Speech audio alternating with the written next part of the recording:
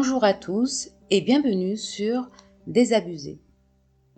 Aujourd'hui, nous entamons une série fondamentale où nous plongerons au cœur de la neurobiologie et de la psychologie de l'emprise.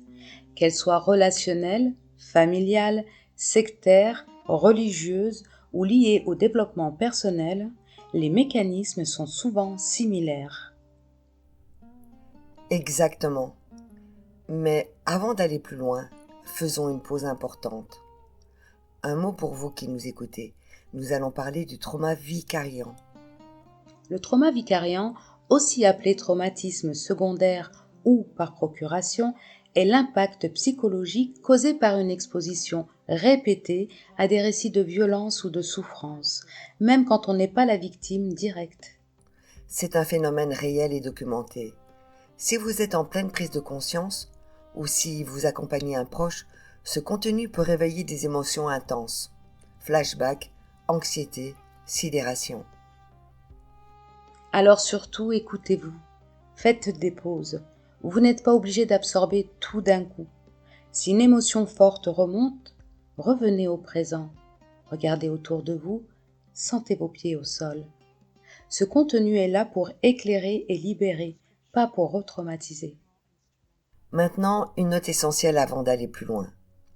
Comprendre les mécanismes neurobiologiques de l'emprise ne signifie pas déresponsabiliser l'agresseur ou les systèmes dogmatiques.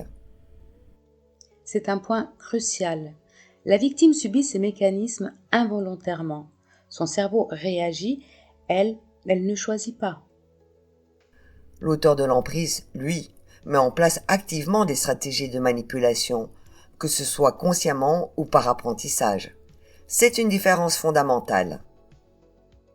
La compréhension neurobiologique sert à déculpabiliser les victimes et à améliorer l'accompagnement, pas à excuser les auteurs. On le répète. Comprendre ce qui se passe dans ton cerveau, ça sert à te libérer de la honte, pas à dédouaner ceux qui t'ont fait du mal.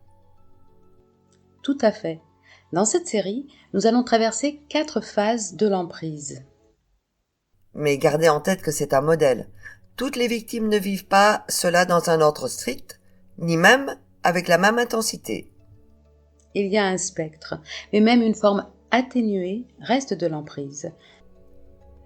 Si vous voulez vraiment comprendre comment votre cerveau réagit, ce sera l'objet de la vidéo suivante, les structures cérébrales.